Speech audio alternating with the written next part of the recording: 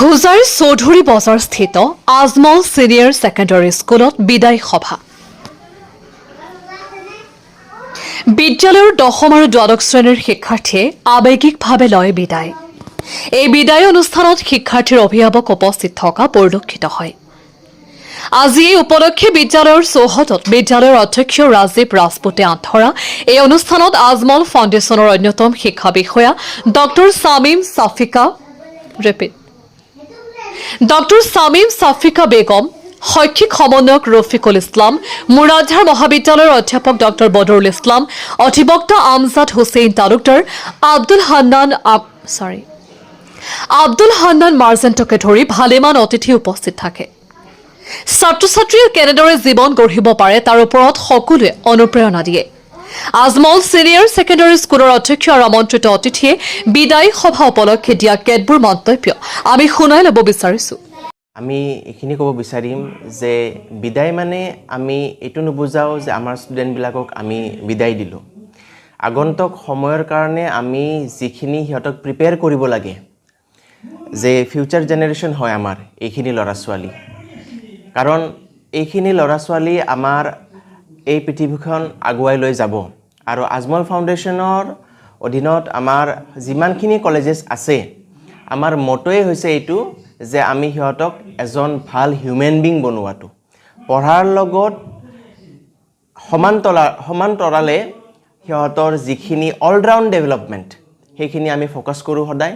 আৰু যেন সিহঁতে নেক্সট যিখিনি সিহঁতৰ লাইফত ফেজেছ আহিব, সেই ফেজবিলাকত যেন সিহঁতে কেতিয়াও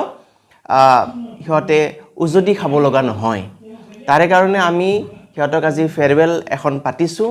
আৰু তাতে যিখিনি গোটেই বছৰটো আমি যিখিনি সিহঁতক পঢ়ালোঁ বা যিখিনি সিহঁতক শিক্ষা আমি দিব লাগে এজন ভাল মানুহ হোৱাৰ কাৰণে, সেইখিনি আৰু এবাৰ আমি ৰিলিভ কৰিবলৈ বা আমি আৰু এবাৰ অলপ সময়ত আমি সেইখিনি সোঁৱৰাবৰ কাৰণে এই সভাখন পাতিছোঁ। আমাৰ ল'ৰা ছোৱালী definitely Ajmal senior secondary school Chowdhury বজাৰৰ একোটা ডায়মণ্ড হয়, সিহঁতে উজ্বলিব আৰু এই সমাজখনক আগুৱাই লৈ যাব। আজি আমাৰ অতিথি আছিলে আমাৰ বদৰুল ছাৰ, এইখন কলেজৰ প্ৰথম প্ৰিন্সিপাল, তেওঁ প্ৰায় 10 বছৰ ছাৰ্ভ কৰিছে। তাৰপিছত আমাৰ চিফ গেষ্ট আছিলে, গেষ্ট অফ অনাৰ আছিলে ডক্টৰ শামীম ছাফিকা মেডাম, তেওঁ হৈছে কলেজ ইনস্পেক্টৰ আজমল ফাউণ্ডেশ্যনৰ, mister Rafiqul Islam sir college coordinator AGI Ajmal foundation. আগন্তুক চূড়ান্ত HS পৰীক্ষাত কিমানজন শিক্ষাৰ্থীয়ে অৱতীৰ্ণ হ'ব? আমাৰ ছেকেণ্ড ইয়াৰৰ পৰা অৱতীৰ্ণ হ'ব 31জন আৰু ক্লাছ 10ৰ পৰা অৱতীৰ্ণ হ'ব 16জন। শেষতে শিক্ষাৰ্থীসকলক কি মেছেজ দিব বিচাৰে? একদম শেষ মেছেজ এয়াই দিব বিচাৰিম যে তোমালোক এই পৃথিৱীখন আগুৱাই লৈ যোৱাৰ কাৰণে যিখিনি তোমালোকৰ শিক্ষা ল'বলৈ জৰুৰী, কাৰণ আজিৰ তাৰিখত শিক্ষা অবিহনে আগুৱাই যাব নোৱাৰিব।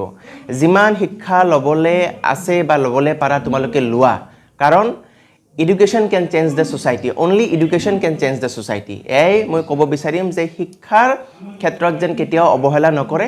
আৰু এই পৃথিৱীখন ধুনীয়া বনাবলৈ হ'লে একমাত্ৰ শিক্ষা হৈছে আমাৰ একমাত্ৰ উপায়।